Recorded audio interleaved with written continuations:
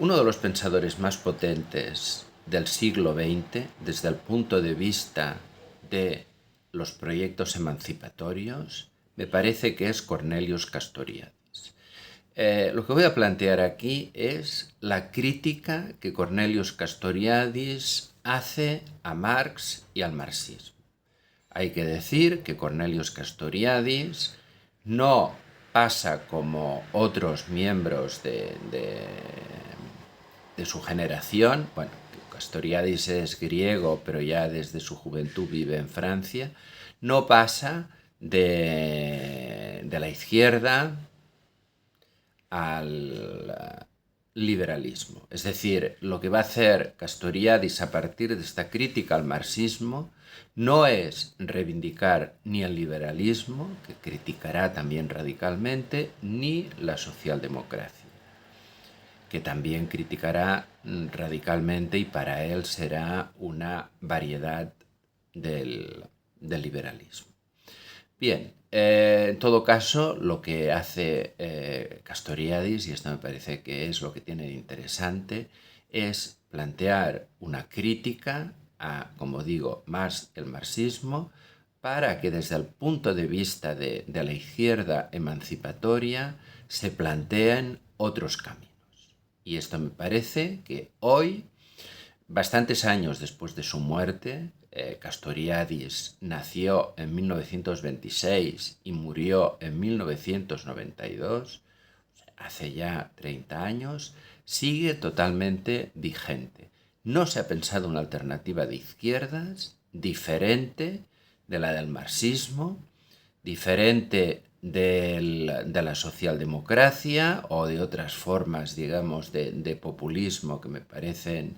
Bueno, me parece que Castoriadis no criticó porque tampoco habían aparecido, pero que también están plenamente contenidas en su crítica. Por lo tanto, hay que seguir pensando y hay que seguir, evidentemente, no solo pensando, sino también buscar prácticas que de alguna manera nos ayuden a este camino emancipatorio. Pensemos que lo que hace Cornelius Castoriadis es todo un proceso que va desde su militancia en el PC, en el Partido Comunista griego, cuando estaba luchando contra el nazismo, contra el fascismo, en la Segunda Guerra Mundial.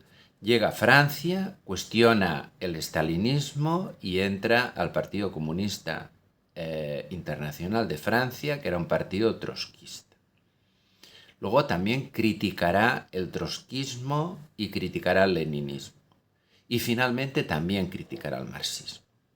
Porque el planteamiento de Castoriadis será que desde el estalinismo, pasando por el trotskismo, pasando por el leninismo, hasta llegar a Marx, ese Marx donde hemos de encontrar la raíz de todos los problemas.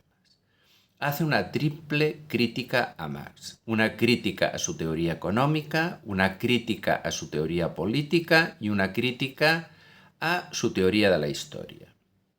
La crítica a la economía y la crítica a su teoría económica y la crítica a su teoría de la historia son, por supuesto, críticas desde el punto de vista de lo que podríamos llamar lo que es la descripción, la explicación de la realidad humana, y la crítica a la teoría política sería una crítica a su propuesta. Vamos a empezar. Crítica a su teoría de la historia. Desde el punto de vista de Castoriadis, lo que va arrastrando Marx es la teoría hegeliana y teleológica de la historia.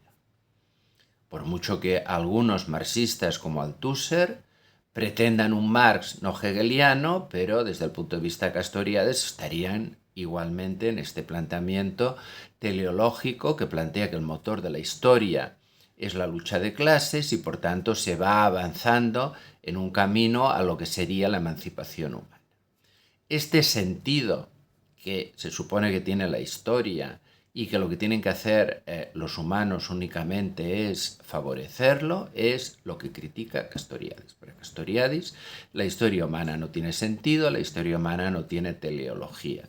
Son toda una serie de factores que plantearán continuidad o transformación, y aquí es donde nos toca ver cuál es el horizonte emancipatorio, que por supuesto ni está dado en la lógica de la historia, ni está dado desde las contradicciones de ninguna sociedad.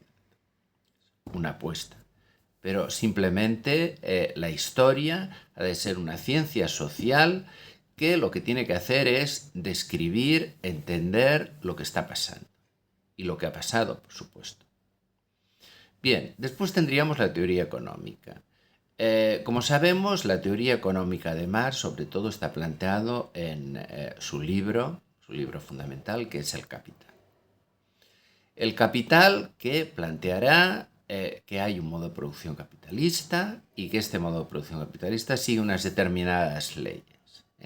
Las leyes de la plusvalía, del trabajo socialmente necesario, lo que también llama la explotación, pero esto lo plantea Marx en términos, como he dicho antes, de cuál es la ley que funciona dentro del capitalismo, por lo tanto en un sentido muy determinista. Desde el punto de vista, digamos, de Castoriadis, lo primero que hay que decir es que ninguna sociedad humana funciona a través de unas leyes. Las sociedades humanas no son como el mundo físico, que podemos sacar leyes, porque son sociedades que funcionan a partir de muchos factores, que son factores impredecibles, porque son factores provocados por la propia acción humana, por los propios conflictos humanos y también por otro elemento imprevisible, que es el desarrollo de la tecnología. Por lo tanto, no podemos decir que haya unas leyes que explican el funcionamiento del capitalismo, ni que la economía sea esta infraestructura a partir de lo cual lo explicamos todo. Esto está totalmente en contra. También está totalmente en contra de la propia teoría de las clases sociales de Marx. Para Marx, las clases sociales se basan, como sabemos, en la propiedad o no propiedad de los medios de producción. Está los capitalistas, la burguesía, propietarios de los medios de producción, que sacan una plusvalía del trabajo de la clase obrera a la que paga un salario. Y luego hay una clase intermedia, que sería la pequeña burguesía, que sería los que ni son propietarios de los medios de producción, ni tampoco explotan fuerza de trabajo, y luego pues lo que llama el lumpen, que sería pues sectores marginales, aparte de la continuidad de lo que puede ser el campesinado, por ejemplo. Pero ¿qué es lo que nos demuestra la propia historia de lo que ha sido el capitalismo, o de lo que es el capitalismo? Primero, se ha creado una tecnoburocracia que pasa en cierta manera a ser la clase dominante y en cierta manera a ser una pequeña burguesía, aunque en los dos casos esté asalariada. Es decir, hay una alta tecnoburocracia, que son los que dirigen las empresas financieras multinacionales, que pueden tener más poder que los propietarios efectivos. Esto ya desmonta bastante la teoría de la plusvalía, ¿no? Por otra parte, tenemos una nueva pequeña burguesía formada por profesionales, técnicos, burócratas, asalariados, que tienen una posición de cierto, digamos, privilegio con respecto a lo que sería la clase obrera. Clase obrera que también habría que cuestionar este propio término, porque evidentemente la clase obrera de Marx es una clase que está pensada en el trabajo fabril y todo lo que esto implica. Todo lo que hay ahora de trabajo precario, de trabajo de servicios, aunque sea no cualifica, evidentemente. Por lo tanto, aquí se desmonta, sin contar con que para Castoriadis se crea en la URSS una nueva clase dominante, que es la burocracia del partido. Entonces, todo esto hace que todo sea absolutamente complejo y que la teoría de las clases sociales tenga que ser muy matizada o incluso cuestionada en los términos que lo plantea Marx, que sería una diferencia objetiva en función de la propiedad o no propiedad. Para Castoriadis, evidentemente hay clases sociales desde el punto de vista que hay diferencias de poder, diferencias de patrimonio, diferencia de recursos y de bienes, pero esto no puede establecerse unos criterios objetivos tan determinados como plantea Marx. Por lo tanto, hay que replantear todo lo que propuso Marx a nivel de teoría histórica y a nivel de teoría política, lo cual no quiere decir que no hayan cosas que podamos aprovechar. Pero la teoría como tal, o las dos teorías, de la historia y de la economía, Castoriadis, no son ciertas. Luego la propuesta revolucionaria de Marx. Vamos a ver, ¿qué es lo que nos propone Marx? Una clase obrera que es la revolucionaria por su situación objetiva, que esto ya con lo que hemos explicado las clases sociales, ya podemos ver que sería plenamente cuestionable. O sea, la emancipación, la revolución, si lo queremos decir en estos términos, la pueden hacer todos los grupos sociales que están en situaciones, digamos, desfavorables y que tienen un potencial de transformación. No tiene por qué ser, digamos, la clase obrera, ¿no?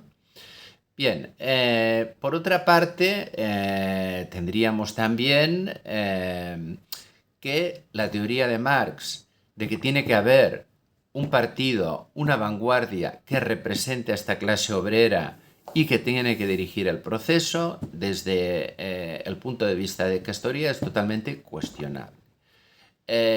Castoriadis cuestiona el papel que se le da al partido, un partido representativo, ningún partido representa, los partidos podemos discutir si son o no son necesarios, pero en todo caso tienen sus problemas, evidentemente, estructurales, jerarquía interna, de creación de una burocracia. Ningún partido puede considerarse representante de ningún sector y mucho menos sectores revolucionarios. Esto es importante para Castoriadis. Por lo tanto, hay un movimiento que puede estar organizado, partidos o no, pero que ningún partido se puede atribuir. Esto, desde el punto de vista de Castoriadis, ha sido el problema. La teoría de Marx, que la lleva a la práctica Lenin, le lleva a disolver el Parlamento y al ganador de las elecciones parlamentarias, le lleva a burocratizar y manipular los consejos obreros y le lleva a crear precisamente esta nueva clase burocrática. Por lo tanto, esta sería la crítica que hace Castoriadis al marxismo, que me parece interesante y que hay que tener en cuenta para plantear nuevas alternativas.